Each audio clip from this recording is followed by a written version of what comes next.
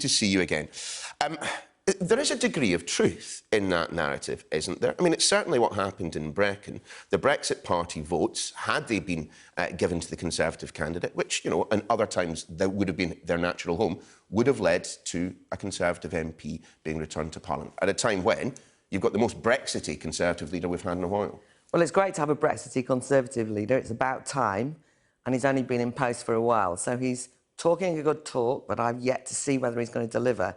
And I think that what happened in Brecon, I mean, I think this idea that the voters who voted for the Brexit Party are naturally Conservative Party's voters. I mean, if the Conservative Party think that, their arrogance is not yet been abated.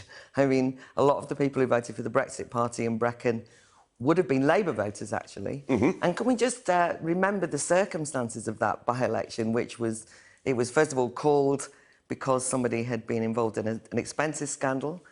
The same Conservative Party decided that that candidate should be the best that could be offered to Brecon back. I mean, you know, shows a certain contempt to the voters before you start. So there are a number of marginals which look quite similar to Brecon. The idea that there will be, you know, a competition between Conservative and Party of the Left, in which, if the Brexit Party takes votes away from the Conservatives, and they're certainly billing themselves as the party to deliver Brexit now. They weren't necessarily, which they have done in the past, of course.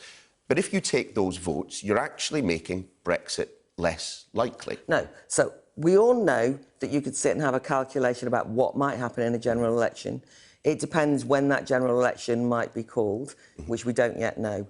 But I think there's something peculiar and actually really offensive about the idea that you have a party that says, OK, Brexit Party, you can stand down now. You know, we've now got a kind of Conservative Party that's talking the good talk on Brexit.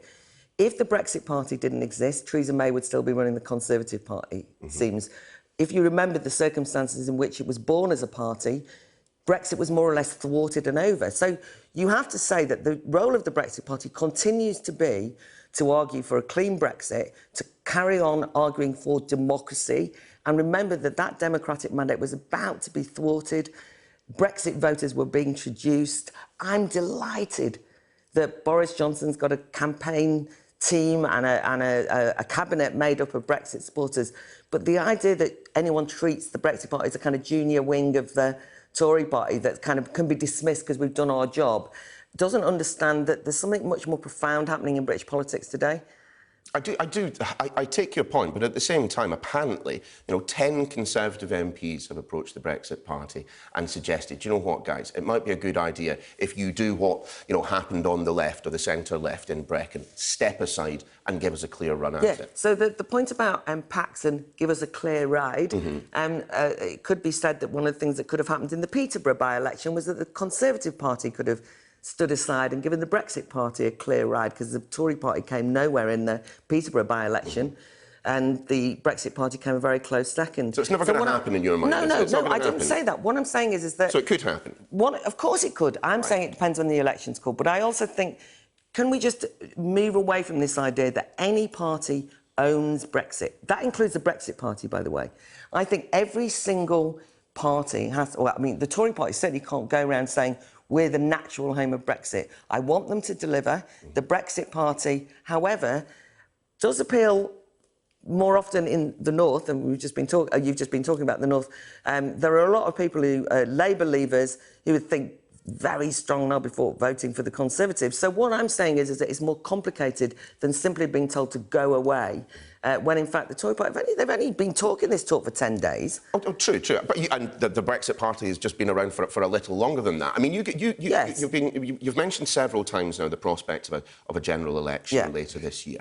If that happens, what are the policy platforms on which the Brexit Party will be campaigning beyond Brexit at all costs?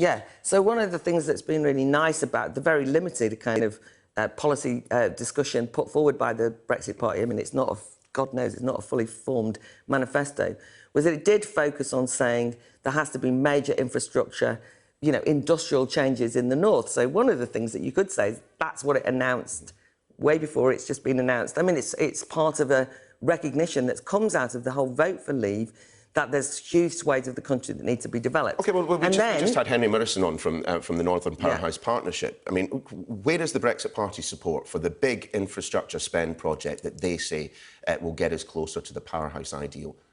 Where does the money come from? No, what is the Brexit Party's position on HS2? Well, it's announced its position. It said cancel HS2 and have a different kind of infrastructural growth in terms of transport. How are you going to pick up votes in the North if that's your position? Of cancelling HS2? Well, first of all, I haven't met very many people who are enthusiastically cheering for HS2. One of the big things is that there has to be much better transport links. But, you know, I wanted to talk about the broader policy issues, which you've just asked me about, because I think that what the Brexit Party has got going for it is that it says politics should be done differently.